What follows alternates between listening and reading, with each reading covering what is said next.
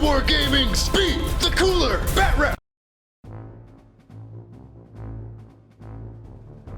Eldar Turn 2 begins. This time we've got him starting off with his psychic powers once again, using Fortune on the bikers, Guide on the snipers, just like the previous turn, hoping that he can kill that battlesuit commander with all of the rending and AP1 shots, which, in all honesty, he should, so we'll see what he can do there. Now we're rolling for reserves, because we forgot to do that, but no big deal. Rolls for his reserve. They do come in because he gets it on a 2 thanks to his Exarch, so he lands it and then flies away, because apparently Swooping Hawks can do that. But he does get to drop a large blast somewhere on the board, which does actually scatter, and yeah, so he lands it there, scatters a little bit, but we rolled off for which one it scatters for, and because it only scatters 1d6, and it only scattered like an inch, so it ends up hitting them all, and he did not get, or chose not to get his chose not to get his spiders in yet. Now he's moving up his bikers, heading towards the side of my tanks there, because he does have shuriken cannons, so he has a chance of taking out my tanks on the side armor, even on the front, but better on the side. And his scorpions now move into the terrain there, getting ready, because they're going to try and assault up the building into the pathfinders who are sitting there, and we agreed that he's going to have to get about 7 inches to get up that. So you'll see when he tries to charge, that's about how far away he is. But that's not where we're at yet, and we'll see how that goes for him, because those pathfinders will disappear if he gets shot, if they get attacked. So they move up, and now he's firing rockets from his his guardians far off there, and now he's shooting his shuriken cannons, which he does actually get a few hits, but I will get a cover save because I'm Tau, and I promptly make it. So now he shoots his melt-a-gun, or his fusion blaster, or whatever their equivalent is, hits because he's really good shot, and does get a pen, but I make my cover save because I moved. Now he's firing more sniper shots at my commander. Once again, 6s are AP1, 6s to wound are rending, and so I make 1 easy 2-up armor save, and then 2 of my 4-up invulns, but I don't make my feel no pain. So he takes 2 more wounds, he's down to 1 wound left, and he does pass his pinning check, so he's fine still. Now he's firing snapshots at my pathfinders, and they fail to hit. Now he's getting ready to charge, and he charges in against my hammerhead, which he doesn't take difficult because he's on a bike, he just takes dangerous, and so he makes that easily. The pathfinder's trying to overwatch against the charging scorpions, who actually failed their charge, so that's unfortunate for him. Now he's trying to charge my pathfinders over here, and they stand and shoot and kill one, but then he makes his 8-inch charge almost exactly. So they come running in, and those pathfinders are in trouble because the dire sword's just going to eat them up. And he does get to move again in the assault phase with his bikes, so he moves them behind the rocks in the center of the board there. But now we have those 2 close combats to begin. The one where it's basically him wailing on my tank, and this one where he does get to move again another 3 inches into the pathfinders. So the Exarch attacks, and he hits on 3s, wounding on 4s, and he fails to do any wounds. And now he's moving his other 2 dire vendors, who are a little bit slower. They're only initiative 5, and they're hitting on 3s, wounding on 4s. They do 1 wound, and I fail my save. So the first pathfinder goes down. But now the pathfinders will get to move their 3 inches to try and close in, and I think we agree that like 4 of them get into combat here.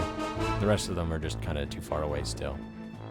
So the pathfinders move in, 4 attacks back, aiming at those guys. We get 1 hit and 1 wound, and he fails the save, so he loses one of his guys.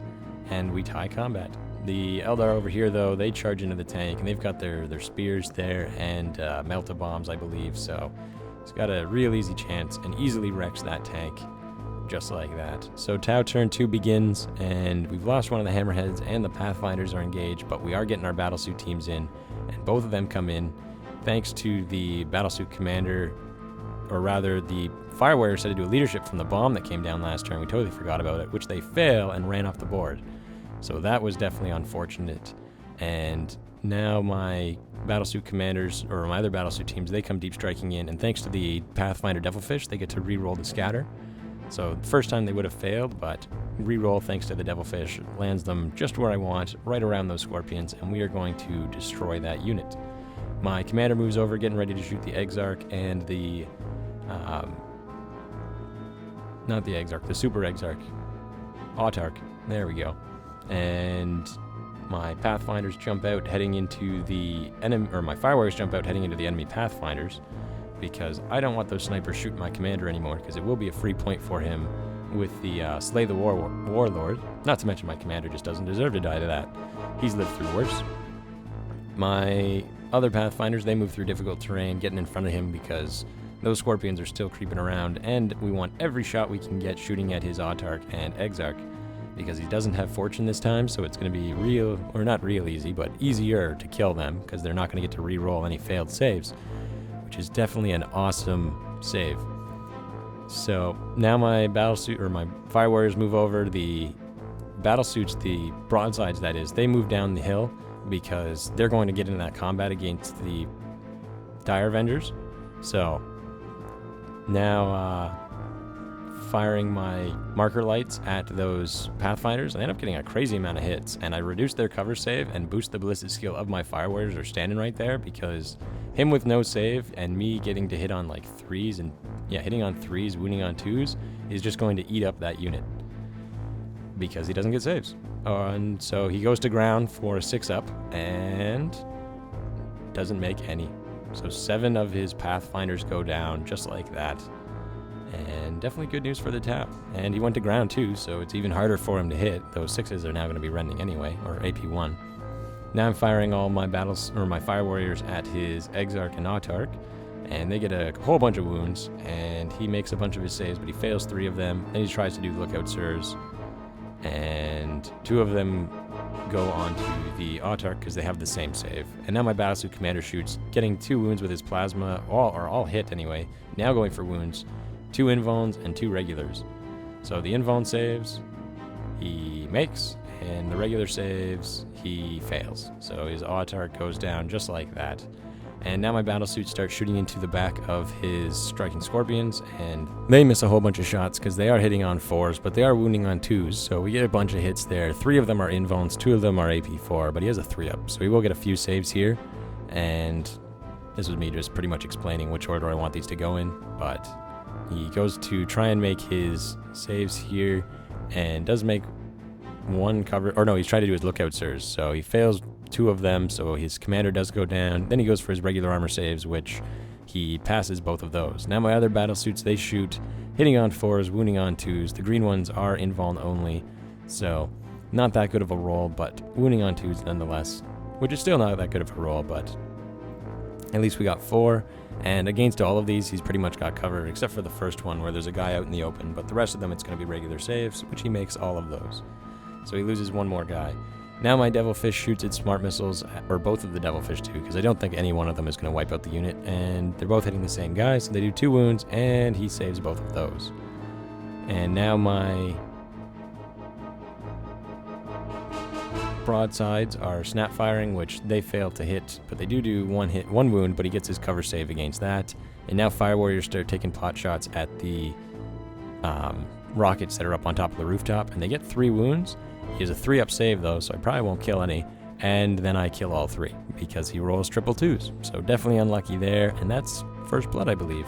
Oh no, the other unit was first blood, but anyway, there is a few extra wounds here, but he makes his other save against those Fire Warriors taking pot shots. The close combat begins between the Autarch, or the Exarch, and the Pathfinders. 2 hits and no wounds though, so that's definitely unfortunate for him. And now his other guy gets to attack, does 1 wound, and basically nothing happened over there. My Battlesuits start jumping around, and I decided to try and get around the wall here because I want to get a few shots into the jet bikes.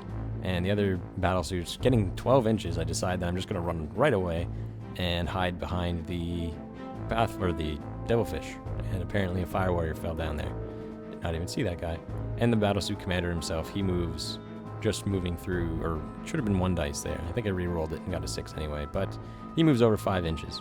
And now the close combat begins, and he does a wound, but the other guy doesn't do any attacks. My Fire Warriors, Pathfinders, all move in, and we got 6 attacks back, hitting on 4s, but it turns out it's only 5s because his Exarch is alive, so I have an even lower ballistic skill, and they do no wounds, weapon skill, fail their leadership, and get overrun. So all of the Pathfinders are wiped out by 2 Dire Avengers. And he gets to do his consolidation, so he moves another 4 inches up, heading towards my other other Fire Warrior unit.